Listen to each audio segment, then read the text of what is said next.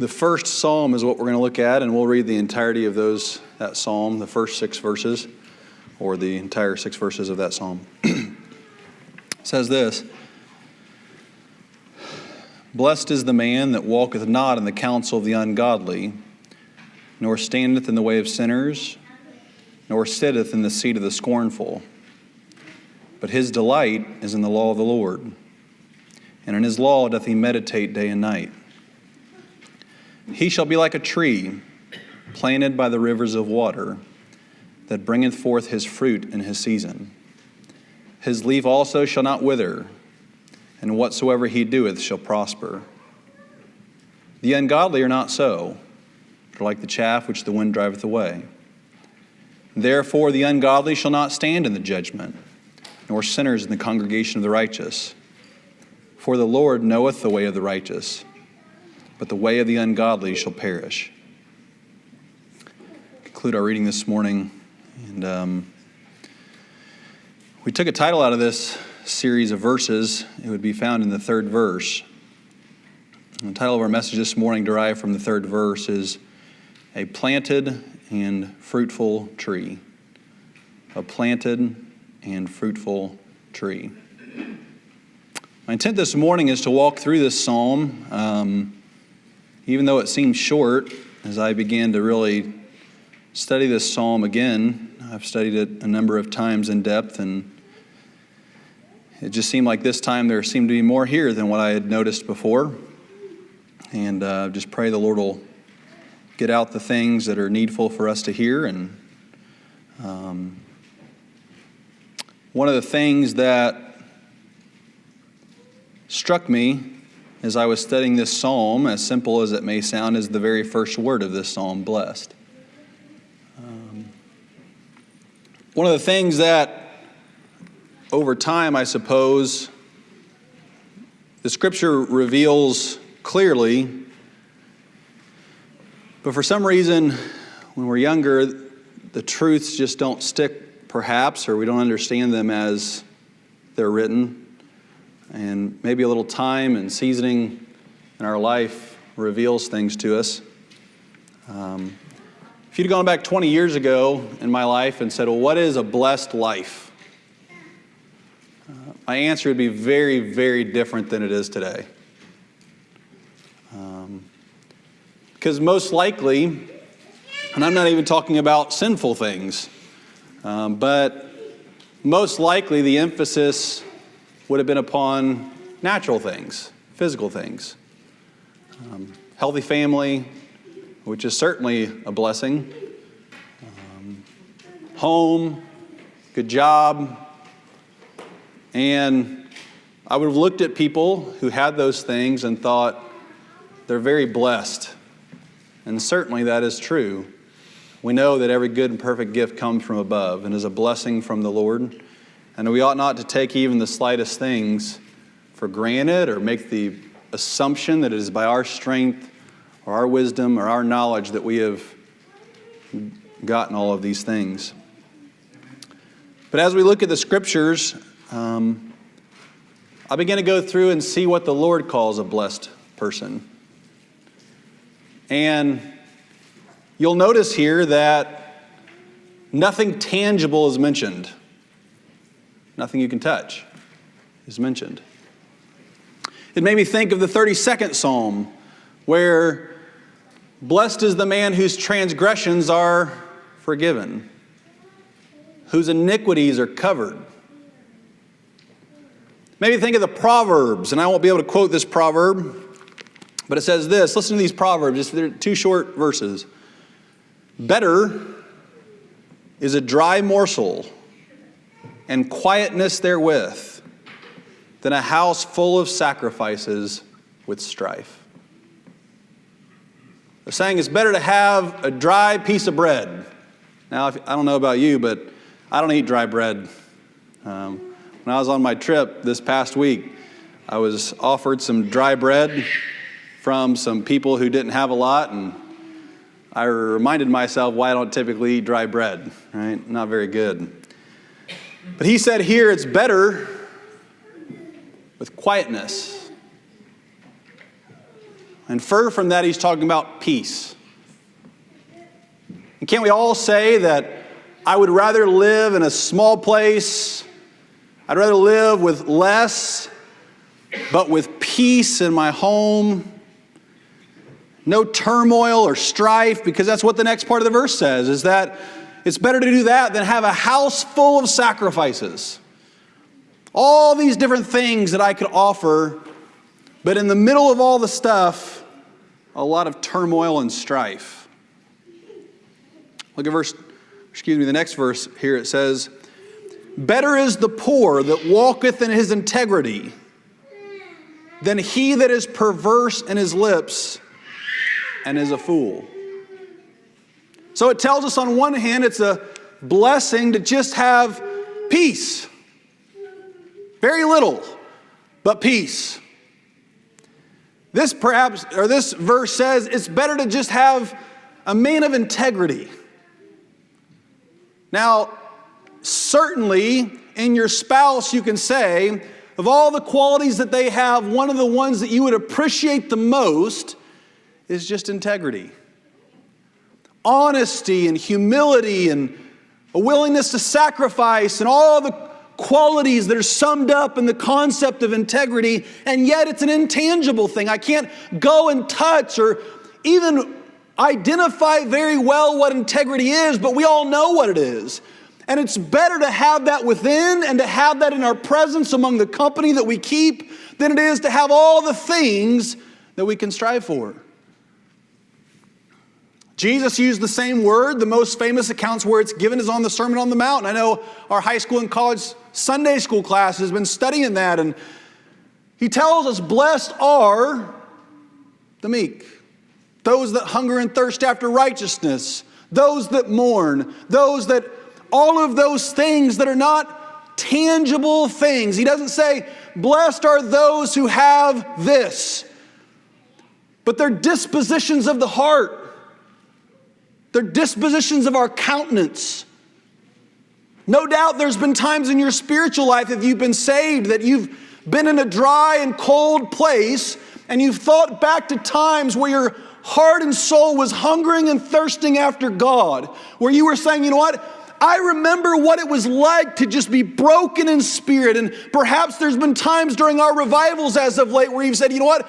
My heart was in a better place. And then we've gotten some ways beyond that or past that, and it's not that anything is going wrong in your life, but it's that your spiritual life is not in the same broken place that it was. And so you look back in this fondness and you say, I was in a state of blessedness. Yes, I had a hard time on occasions even falling asleep because my mind was racing, but my heart was near the presence of the Lord, and it causes me to pause and reflect and say, you know what? When I was a younger man, I knew so little about what a blessed life was. And if you're young this morning, I don't care how intelligent, how godly your parents have raised you, there has to be, and there seems to lack today, an inherent humility that I don't know what is best for my future. I don't. And especially in the ages of youth, to stop and not become firmly rooted in what you think is a blessed life, that you begin to angle yourself and orient yourself towards reaching a certain destination and say, you know what? I know no matter what, that whenever I get older, I'm going to want this. Don't be so presumptuous.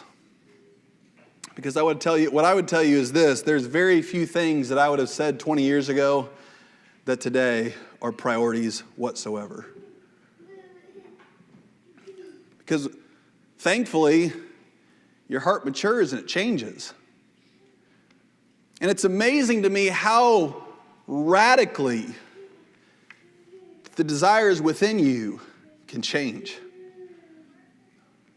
Here it's not saying that the blessedness is getting a godly spouse, and that is a huge blessing, or all the things that we can add to, but it's telling us something, and it starts in this psalm in the negative, but the reason it starts in the negative is to compare it to what is blessed. So first he's going to say, this is not blessed. Blessed is not this, But the only reason he's bringing that out is to identify with greater clarity what is a blessed person.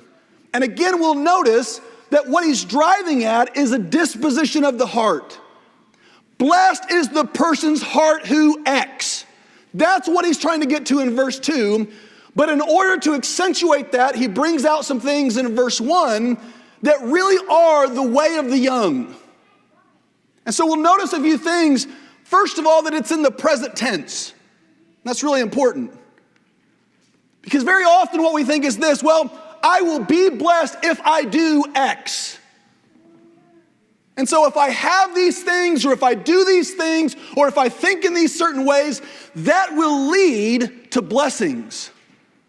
But rather what the psalmist says is here is that the end of it is not being in this way or having this thing. So he's going to get to here in a moment, and I may get a little more clear about what I mean on that here in just a moment, but I want you to recognize that he's speaking in the present state. When you're doing this, you are blessed. It's not what that leads to.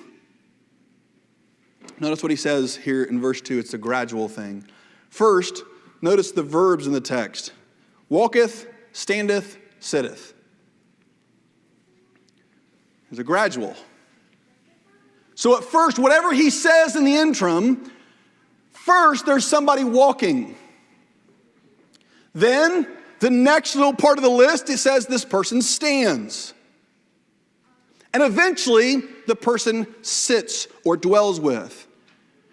And so what we can see here is this natural progression. He says this: blessed is the man that walketh not in the counsel of the ungodly. So how could we translate the 21st century millennial generation? Well, here's how I think we do it. So we're inundated with stuff on a device. Most of those people we don't know. But, and I think I may have said this one time, that I read one time that in 1 minute, all the information that's uploaded on YouTube, you could not watch if you did it 24 hours a day, 7 days a week, your whole life. That's how much content is uploaded to YouTube. So what uploaded in 1 minute would take you beyond the boundaries of your life to watch just that 1 minute what was uploaded. So what do we learn? We learn that there's a lot of people trying to give counsel. There's a lot of people trying to share influence. There's a lot of people who have become influencers in a culture, in an ungodly culture, and that because of a certain way that they carry themselves, or because of a certain way that they portray the good parts of their life, there are things that they say when packaged with their talent and when packaged with their gifting and their natural abilities that looks very interesting and that looks very appealing to the flesh. And so they can come, they can tell us all of these ways to get rich, they can tell us all of these ways to grow up and accomplish these certain things. And in many ways, the prescriptions that they give will lead to the end result they're trying to get to. And so they might say something like this: if you want to get rich, follow these 7 steps. And there might be truth in that. But here's the problem with that whole mentality. That's taking one little area of life, putting everything dormant or putting everything subject to reaching that end goal. And so one of the questions that I wanted to ask people who seem to be experts or figure life out in a certain way is, how's your marriage? How are your children? Do friends call you one that have integrity? Or have you just focused on one priority in life and everything else has fallen to the wayside in order to achieve this one priority? And you're going around giving counsel to people. Here's how you do that, all the while discounting all the areas of life that are in shambles and falling apart. You see, you can walk, you cannot have a direct connection with these people, but the counsel of the world through a little device as you lay in bed can inundate your heart. And the Bible's telling us this here, that blessed is the man who walketh not in the counsel of the ungodly. Don't think it's a harmless thing to be exposed to the things of the world that can lead to the corruption and the misprioritization of your life. It's a dangerous thing. Here's another question I want to ask a person. Are you saved? I don't care how wise a person is. It's a dangerous thing to allow a lost man or woman to be a role model to your heart. I don't care how nice they seem, moral they seem, kind they seem. They all together lack the spiritual enlightenment that can come from above. And the only way that you and I are going to become blessed and favored by God and serving God in a way that is pleasing to Him, which is relational. We've said it many times before, the lack of immorality is not godliness. Just because people are good people does not mean they're honoring God. No, if you're a young person today, you need to be careful of the counsel that you follow. How godly is it? But walking is a fleeting thing, right? That's one of the things with the internet that's so nice and handy, and how they've designed everything about it is all you have to do is go like this and just walk through it. But this is saying, even though it's quick, even though it's flippant, even though it's somewhere you're not stopping and dwelling, it's saying here, blessed is the man who doesn't even walk in the counsel of the ungodly. I am not going to subject my heart to the ungodliness of the world, even if it just lasts for a few moments and I can walk away. And in the privacy of your own home and in the privacy of your own bedroom, especially young person, be careful the forces of darkness that you give power, that you think all I'm doing is walking by those things. And yet this reveals to us that that is not going to lead to a blessed place. Be careful. Guard your heart. I remember one day, here's a confession of sin if you want one. I was doing that. And it dawned on me how dangerous it was. You know, reels, they last about, 7 seconds? About every 10th one would be something highly inappropriate. I would go real fast. But I already seen it. I'd already heard it. And I paused for a moment and I thought, how crazy is this? That I am giving power over some algorithm to determine what I'm exposed to. I don't know what's going to come up. But here's what I do know. I do know that the motivations of all those is this. I do know that. Because they're paying for that. And so basically what I'm doing is I'm giving my heart and my mind and my eyes to the highest bidder randomly, and I don't even know what's coming. Listen, young person, that's a dangerous thing to be. And I'll assure you that the Word of God stands true. It doesn't come without consequence to your heart. It's just walking. But walking leads to standing. Right? So those times, we'll just continue on this analogy. You're going like this. And then something catches your eye and you begin to see a certain pattern, because actually there's a company that's studying your patterns, even down to the point that just a few seconds of pausing on something, they take note of it, and so they make sure and inundate you more with that thing. And then what does it cause your heart and mind to do? To stand. You pause. And it says, stand in the way of sinners. Now here's what this is not saying. This verse has often been misunderstood by preachers who've gotten up and said, you know what? If a sinner is seeking the Lord, don't stand in their way. Not what it's talking about whatsoever. It's talking about the path of, the way. So if the previous verse says don't walk in the counsel of the ungodly, this is talking about a progression, a degeneration of sin, where we're no longer walking, but we're standing in the path of a sinner. So now we're more established in the way. Now we're not just passively walking through it, but we've determined to pause.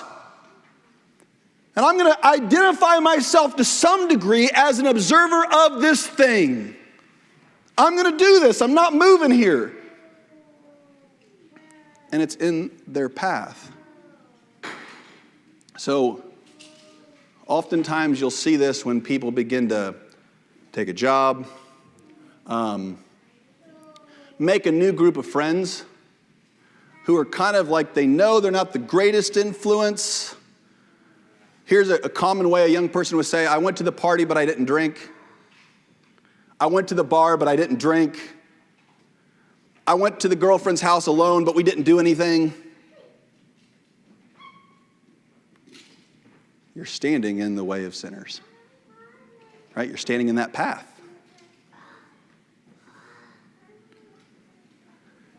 And what this psalm is revealing is that it's a slippery slope. Because at first you have the excuse of mind and heart that I'm just moving quickly. And then I'm standing, I can leave at any moment. But just as the verbs are progressive, so are the people we're dwelling with. Because the last group that we're sitting with are the seats of the scornful. So I think the visual to illustrate what scornful means is somebody who is sitting with a group and laughing at the righteous. So you're sitting there, that's so dumb. I can't believe. I remember a few years ago, our vice president said something to this nature. He said, I'm not going to ever go to dinner with a woman that's not my wife. I don't know if you remember him saying that. And for like 2 or 3 days, the media just erupted in laughter and scorning him. And I kind of thought, well, I kind of think it's weird that I would go to dinner with anybody other than my wife. And yet what that shows is the slow, degenerate effect that sin can have on us, where at first we're content scrolling things in private that we know aren't right. Then we stand in the company of people who are doing things a little more sinful, but we pledge to ourselves that we're not going to become a part of. And then finally, we find ourselves firmly rooted and planning, sitting amongst people who are scorning those things that once we considered valuable and right. And how many times in your own life have you watched a young person go from a good participant in Sunday school class, go to a wholesome kid that participated in vacation Bible school, and then you fast forward 10 years and suddenly you're questioning by their actions and by their fruits whether they ever found the Lord or not? It's because they didn't know of, perhaps, or in the very least follow the pattern and the warnings of this psalm. Blessed is the person who walls off that idea entirely. Listen, I am terrified of sin because my heart loves it. And I ought to be more terrified of the paths of sin than a former drinker is of alcohol. Because I know that if I can, you and I both will get drunk in moments of weakness on sin, and we will slowly watch our hearts become more accustomed to things. And especially when we surround ourselves with people who do not hold us spiritually accountable, who will not speak truth to our heart, it should be a danger and an alarm that I'm even allowing my eyes and heart to wander anywhere like that. So the first thing is this, he says this: you're a blessed person if you have walled off those parts of your life. He hasn't even got to the positive yet. But it's a blessing for you and I to be sensitive to sin and suspicious of the paths that lead to it. The demonic forces always have intent, just so you know. And they're far more patient than what we are to carry out their end goal if it takes years to corrupt your heart. And so, he says here, wall that off. If you see something as a temptation, if you know your own heart to some degree that God has revealed this progressive nature, it can be something, let's set technology aside, let's say it's gossip. And you get on that phone, and there begins the chatter. And you tell yourself before the person calls, you know what? I know this person calls, sometimes I get going. I'm not going to do that. How about you just not take the call for a while? How about you confront the sin in yourself and in the person, and you say something like this: listen, I feel like whenever I talk to you, I get carried away with gossip. I can't do that. It hurts my heart. What you'll find is one or two things in somebody who's saved. Somebody that will acknowledge their complicitness in that sin and in tempting you to sin, and will try to make a joint vow of accountability to you and say, you know what? I want to continue this relationship.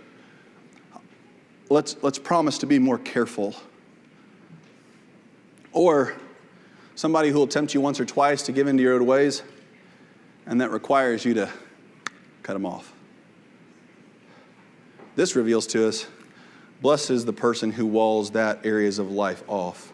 They don't want to go there. So then it switches to the positive. Rather than being progressively tempted into the ways of ungodliness, here's the positive side. But his delight is in the law of the Lord. Now, don't take this as like a hard rule, but I do believe most of the time verse 1 and 2 it's an either or. You can't have both at the same time. So let's see what verse 2 doesn't say. It doesn't say, but his interest is in the law of the Lord. It doesn't say his daily Bible reading is in the law of the Lord. It doesn't say his obligation is to the law of the Lord. But it uses this word that is an expression of a disposition of the heart. His delight is in the law of the Lord. So let me tell you this. When we begin to walk in the counsel of the ungodly, when we begin to stand in the way of sinners and sit in the seat of the scornful, we cannot simultaneously delight in the law of the Lord.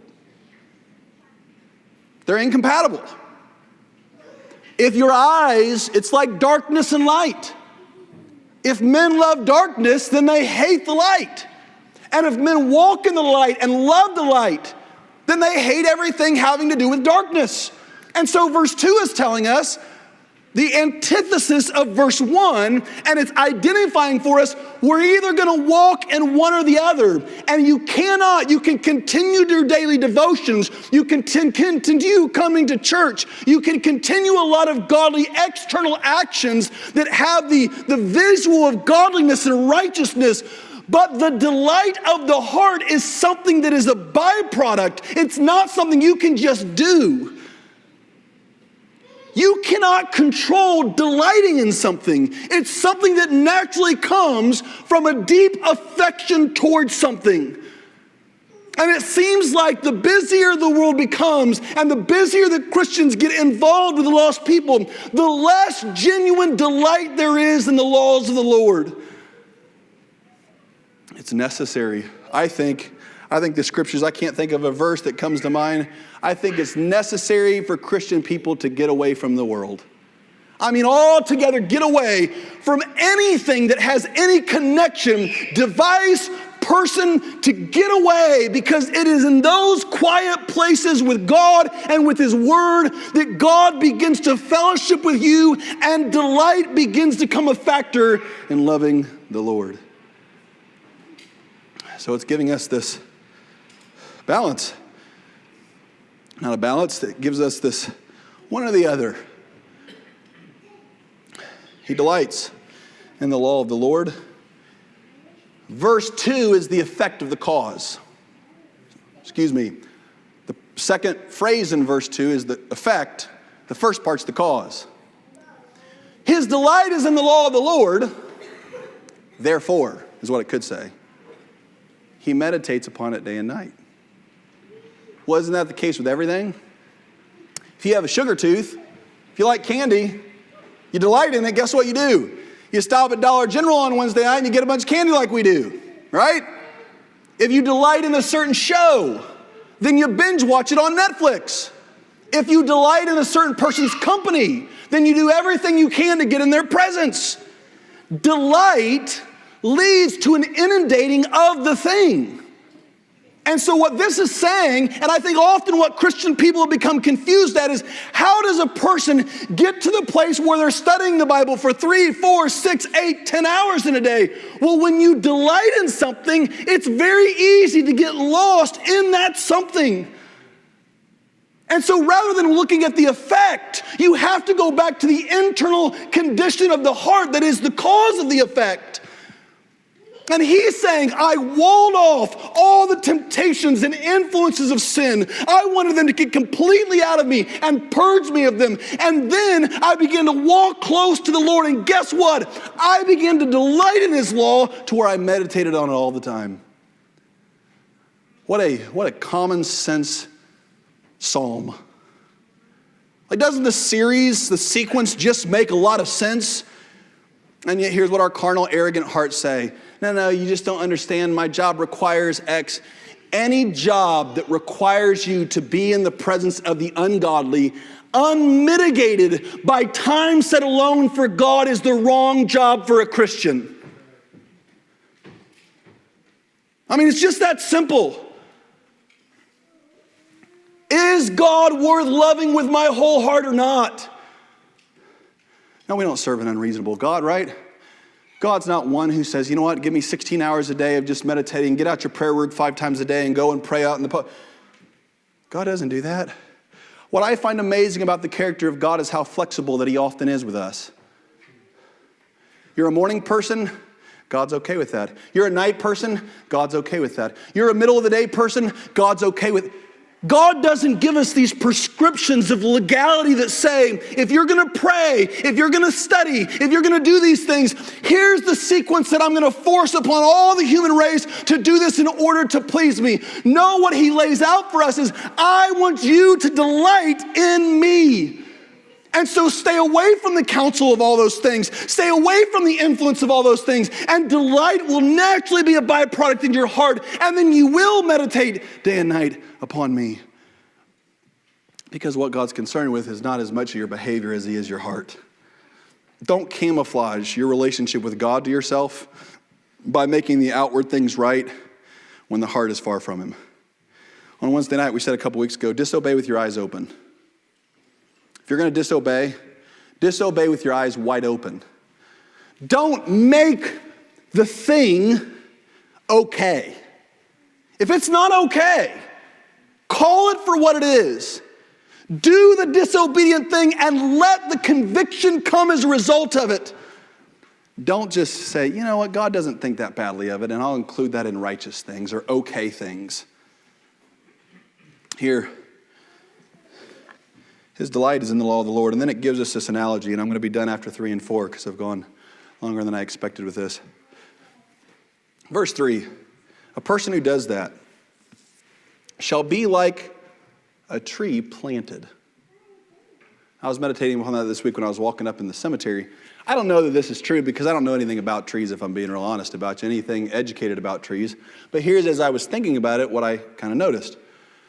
These oak trees out here don't produce fruit, but they're very rooted. Apple trees produce fruit, but they're nowhere as rooted as these oak trees are. Right? Usually, you have a tree that is firmly rooted. And regardless of what comes, it's staying. Or you have one that has more shallow roots, but produces fruit. And here's the amazing thing about the first psalm. It's telling us that a Christian who does verse 1 and 2 is like a tree that has both. They're deeply rooted, first of all. They're planted. Now, there's a few things about being a planted tree. Number one, I think it's insinuating it's deep, it's firm. I think another thing that it's saying is it's intentional. It's a planted tree. It didn't just happen to fall from an acorn, get under the ground, get buried, and then... So there's a sense to which a person who ends up delighting in the Lord and in the law of God, meditates upon it day and night, they are doing that with intention. It's not passive. They're planting themselves next to a river of water. And I'll say this, and any Christian who's been a Christian for any time at all knows, if you don't prioritize the Lord, you won't do hardly anything associated with Him. If you don't say, I'm living life with intention, I'm in control of my life. It's been amazing to me sometimes how many people will confess the gods that control them.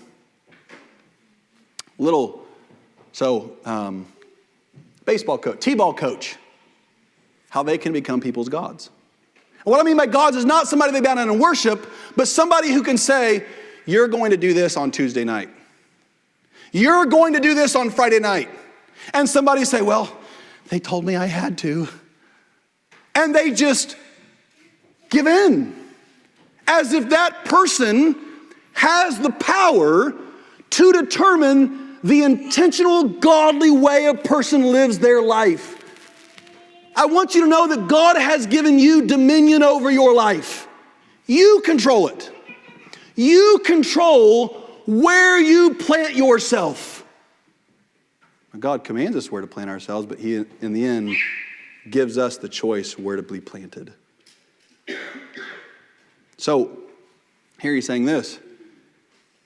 Intentional, a person who delights in the law of God, a person who walls off ungodliness, does it with intention, and it's firmly planted. I've seen situations before where a person, how do I want to say this? A person had all the appearances, of greater maturity in Christ. They look like a mature Christian. And for most of their life, things were going good. And then something happened. And the storm blew, and it showed they weren't as firmly rooted as I originally thought. That's a tough thing. That's a really tough thing. Set aside all perception, it's a tough thing for the person going through it. That here you think, I've been faithful to the Lord, but some of it's been surface level faithfulness. Some of it's been to appease the eyes of the observers. And then there are some people that we have in our life who we know by their actions and by their fruit how rooted they are. And when the storm comes, all it does is reveal to the world how rooted they are. I had a friend who went through an unspeakable tragedy, and as is often the case, there's adrenaline at first. There's adrenaline. You know, you're just racing. And then the weeks turn into months, and the months turn into 6 months, and 7 and 8 months, and all the people that were supporting you go away. And that's where the strength of the root is really known. Is when the world does not only fell apart, but continues to fall apart. And what this is saying is this. When a person has walled off the corruptible things of the world as a lifestyle, not episodically, as a lifestyle, they've done their best to say, I don't want to walk in those ways. I don't want to stand in those ways. I don't want to sit with those people. I want, as much as God will help me, to make a lifestyle of delighting in the law of the Lord, and as a result, meditate. Notice He didn't say read. He said meditate. Don't have time to get into that. There's a big difference in reading and meditating, a huge difference in meditating and reading. And you can tell when somebody's meditated in the law of the Lord. You can tell when somebody's meditated from this pulpit, can't you? You've heard the sermons that are regurgitated, bringing up all the points that are on the surface, that don't hit deep, that are hollow. And then you can tell when you've listened to somebody and you can tell their heart is meditating and saturated in the Word. And it's doing something to them, and what they're trying to do is convey it for you to have it do something for you. We've all experienced that. That person has had it meditated upon the Word of God day and night, and now the months are passing, and the pain is still real, and the hardship is still real, but there's a few roots that are still keeping them grounded. They're just grounded. And then it's like, they say in the stock market, there's something called a V-shaped recovery, right? Whenever it hits real deep and then it bounces right back up. And I've seen a friend of mine who, man, it was a V straight down. And I mean, it all at once went from life is good to I'm not sure I want to live anymore. And they just held on to the Lord. And they held, and they held, and they held. And then it was like, they just started going up. It's because they're a planted tree next to the rivers of water. Have you ever been by a river that dried up and blamed a tree for it? You haven't, have you? You ever been walking in a creek or walking by a creek and it's real dry and you say, man, if that tree wasn't drinking so much, this would be full. No, because what we know is this. The creek is not impacted. There's so little taking from the tree, from the creek, that there's no way we could blame that for this being dry. Well, guess what? When you plant yourself next to the Lord, you're never going to run His grace dry. You're never going to run Him dry. You can plant yourself there for all of your life, and that creek is going to be as if nothing had ever taken any energy or strength from it whatsoever. And praise God that when we plant next to the Lord and our life is firmly rooted next to Him, that all the things can come, and all of the floods, and all of the famine, and yet not 1 ounce of God's grace and mercy and love and strength and faithfulness is diminished to take anything from us. Isn't there a great relief? I was thinking about this yesterday when I was praying. Lord, thank you for just always being there. It's amazing to me that He's just unchanged when I go to Him. It's almost funny to me.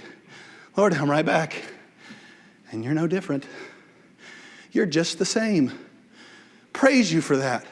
Thank you for being the same every time that I come into your presence. You're the exact same.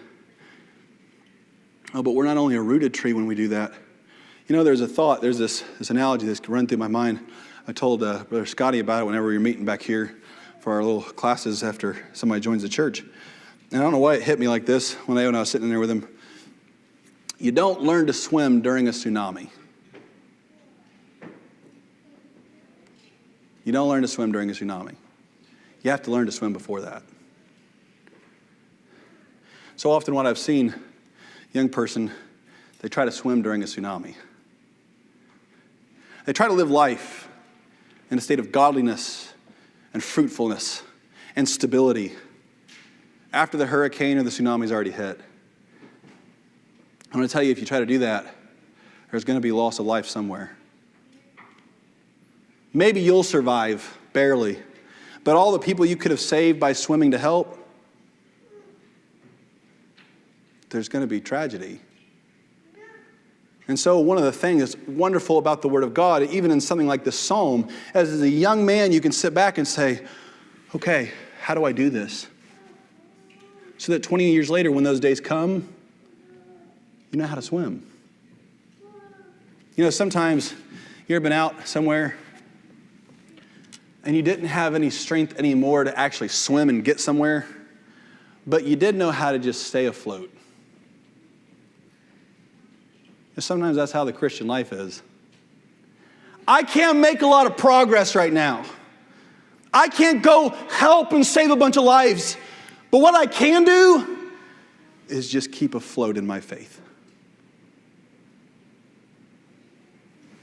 It's a tragedy when young people take things like this lightly, and then 15 years later, I find them in my office weeping because their life is broken. This morning, the psalm is teaching us how to swim. And it says, a person like that is also fruitful. I'm not going to get into that today. I don't have time to get into that today. Fruit doesn't benefit the tree. It benefits those who eat from it.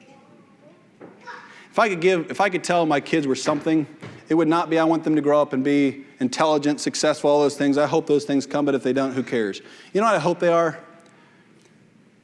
Established in their faith, like deeply rooted. Intentional about the way they live life through the prism of a godly and biblical worldview.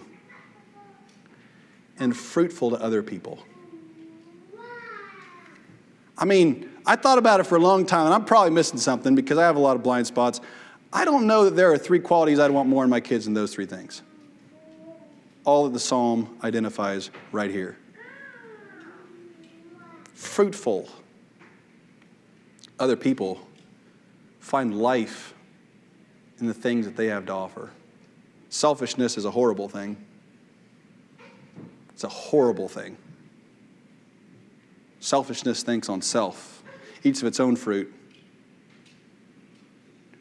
Doesn't care about how all the other trees are affected by the things that are going on. It compares those that meditate on the Word of God day and night, those who delight in the law of the Lord are like that tree, firmly rooted, intentional, fruitful. And then it tells us about the people who hang out with verse 1. This is in verse 4. So the people who first begin to just walk, then they stand, then they sit, which is the progression of most young people today. Here's what it says about them. They shall be driven away like the chaff in the wind. So I looked up exactly what a chaff is. It didn't really cause the visual that I felt like in our day is indicative of what this is trying to allude. So here's how, and maybe one of you farmers can correct me if I'm wrong in this. Here's the effect. You have a thing of corn, and it's getting to where it's just a little overripe. Right? It's starting to get not good because it's been off the vine for a while. And so you strip its husks.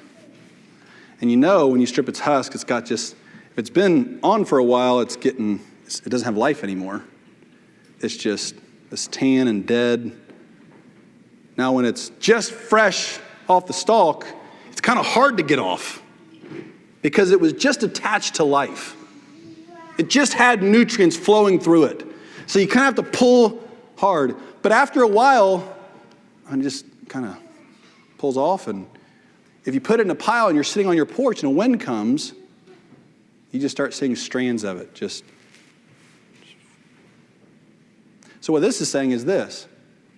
Those people who are not intentional, rooted, and fruitful, who don't meditate on the Word of God day and night, who just let their life kind of be determined by the scorner, by the sinful, by the counsel of the ungodly, and they just they don't root themselves. And I'm speaking to a young Christian person this morning. If you don't root yourself, you don't determine, I am going to be rooted. And the wind comes, and you just start getting blown away. Blown into this, and blown into that. Interested in this, interested with these people. And then behavior suddenly begins to change. Then attitude suddenly begins to change. Then priorities suddenly begin to change.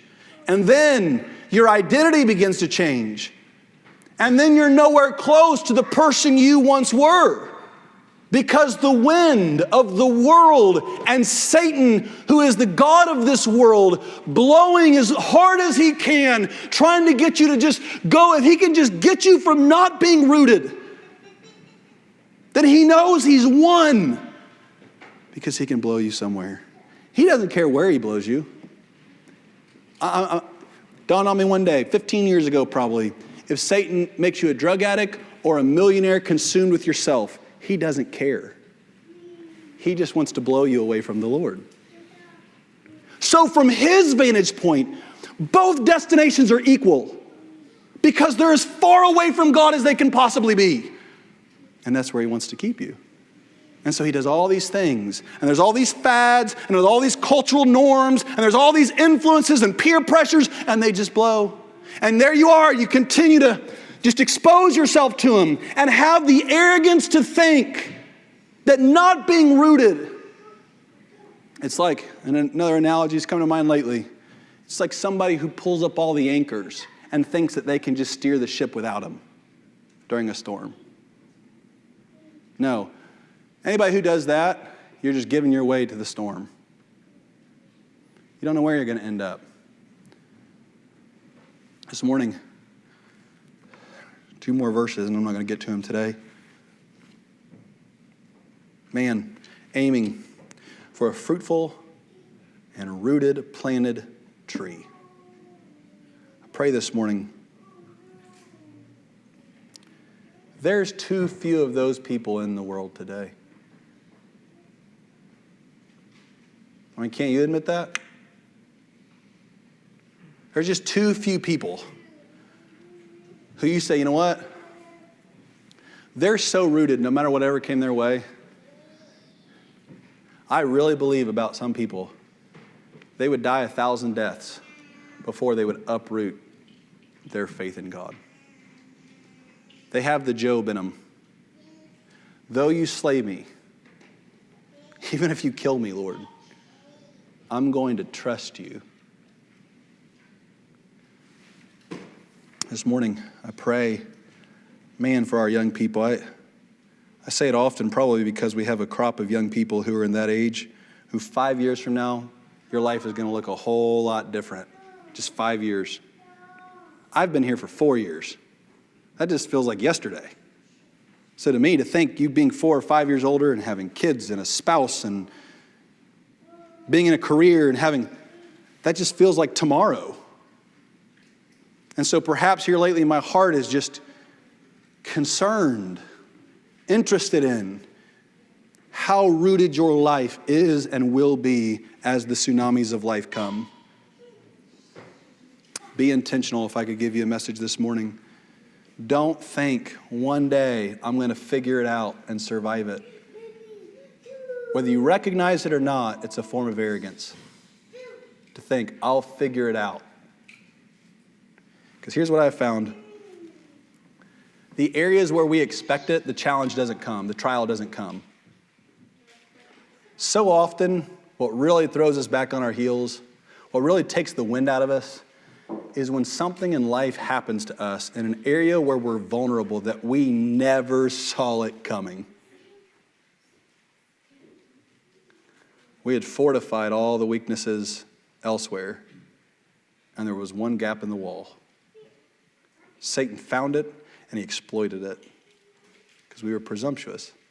This morning I pray so hard. I pray that God would raise up a series of fruitful oak trees among us. That's the reason this church has been around for 229 years, is because down through time, young people, 18, 20, sometimes even earlier than that, they shut off the wall.